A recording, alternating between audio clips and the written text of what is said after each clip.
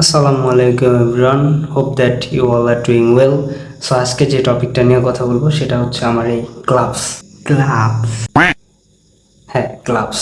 ও বুঝছি, ভিডিও বানানোর টপিক খুঁজে পাচ্ছ না তো, তাই এখন গ্লাভস নিয়ে নাটক শুরু, তাই না? হোয়াটএভার, আমি এই গ্লাভস দুইটা অ্যারাউন্ড 2 বছরেরও বেশি সময় ধরে ইউজ করতেছি।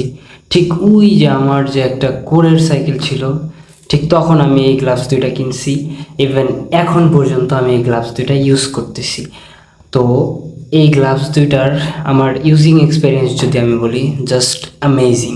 তো এইটা হচ্ছে ওয়ান্স অ্যাগেইনের একটা গ্লাভস, আর এটার লুক থেকে শুরু করে gripping quality, all over everything just by amazing.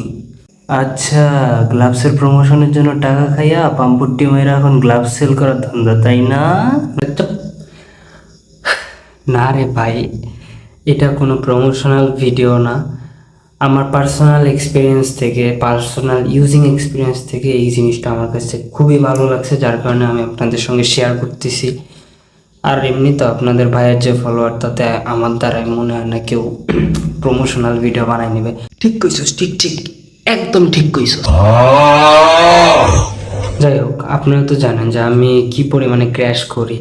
এত ক্র্যাশ হওয়ার পরেও আমার গ্লাভস এখনো পর্যন্ত ওকে। আর মেইনলি এটা হচ্ছে বাইকের একটা গ্লাভস। আর এখানে বাইকের গ্লাভসে অলওয়েজ আপনারা জানেন যে এখানে একটা প্রোটেকশন দেওয়া থাকে, আপনারা হচ্ছে এই প্রোটেকশনটা খুলে ফেলবেন।